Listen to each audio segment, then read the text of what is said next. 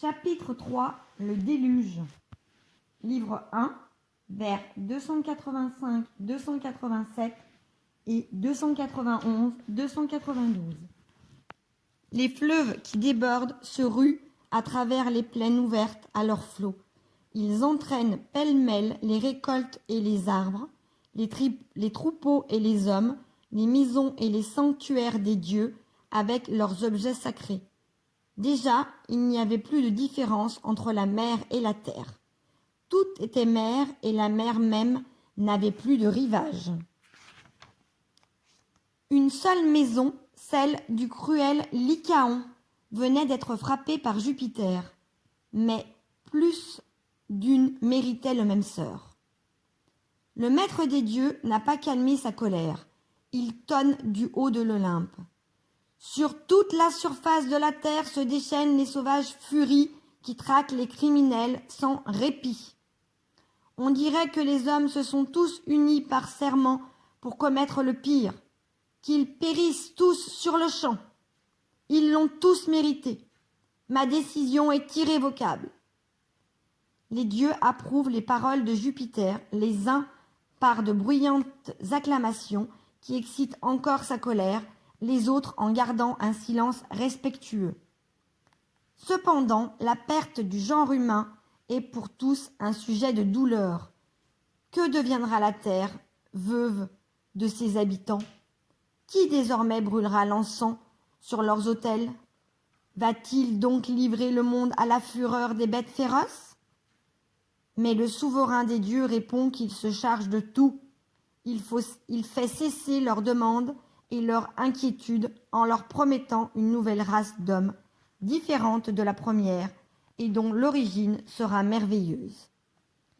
Jupiter est déjà prêt à foudroyer toute la terre, mais il craint que tant de feux partout allumés n'embrasent la voûte du ciel et ne consument l'axe du monde dans toute sa longueur. Il se souvient que le destin lui-même a fixé dans l'avenir un temps où la mer, la terre et le palais céleste seront dévorés par les flammes, où la machine merveilleuse du monde s'écroulera dans un immense incendie. Il dépose alors les traits de sa foudre forgée par les cyclopes et choisit un autre genre de châtiment. Il veut engloutir le genre humain sous les eaux qui, de toutes les parties du ciel, se répandront en torrents sur la terre. Aussitôt, il enferme l'Aquilon et tous les vents capables de chasser les nuages dans la grotte d'Éole, le dieu qui règne sur eux. Il ne laisse que l'Autan en liberté. L'Autan, le vent du sud, qui apporte les orages, vole, porté par ses ailes humides. Son visage terrible est couvert d'un épais et sombre nuage, sa barbe est chargée de brouillard, sur son front s'assemblent les brumes. La pluie ruisselle de ses cheveux blancs, de ses ailes et de sa vaste poitrine. Dès que sa large main a pressé les nuages suspendus dans les airs, un énorme fracas retentit et des trombes d'eau s'abattent du haut du ciel.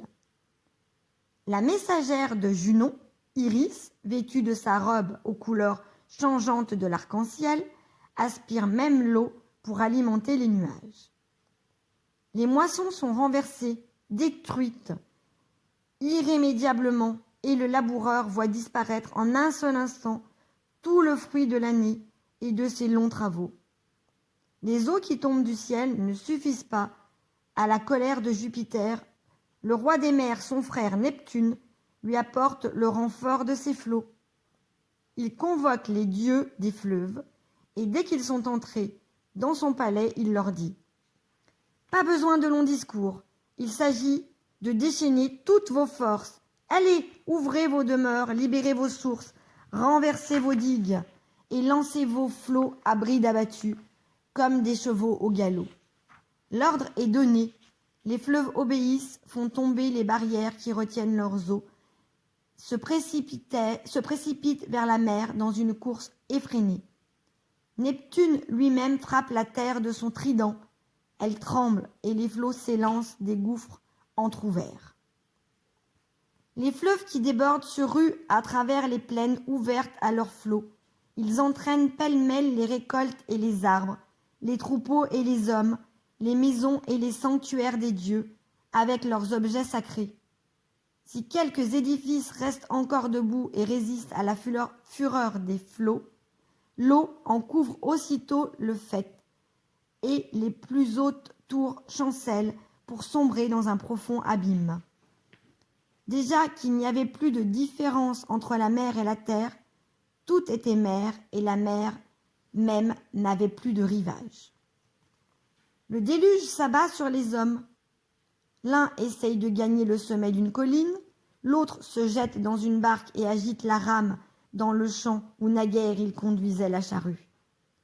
Celui-ci navigue au-dessus de ses moissons ou du toit de sa ferme submergée.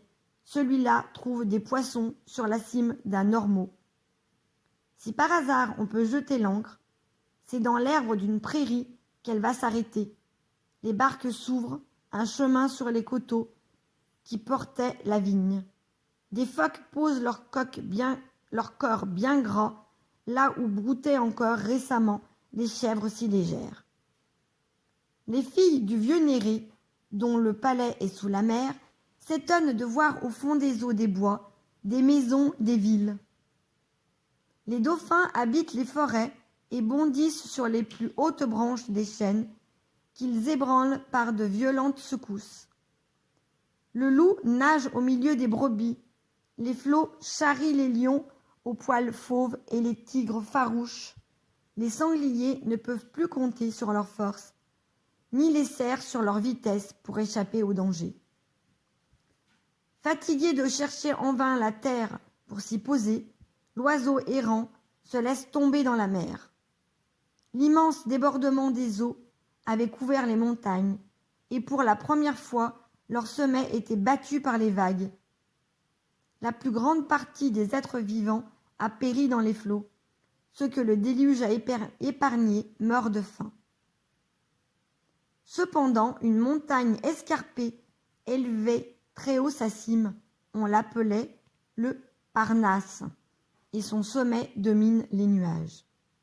C'est sur cette montagne, le seul endroit de la terre que les eaux n'avaient pas recouvert, que s'arrêta la petite barque portant Deucalion et sa femme Pyrrha.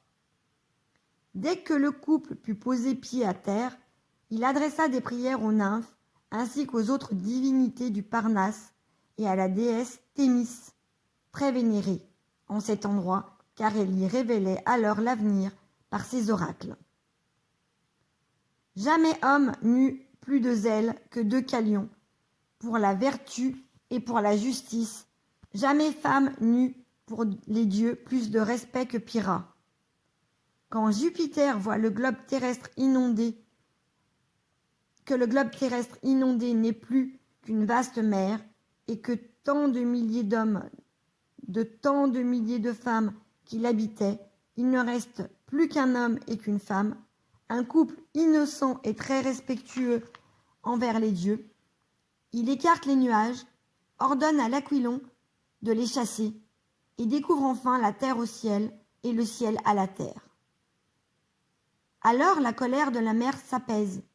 Le souverain des eaux dépose son trident et rétablit le calme dans son empire.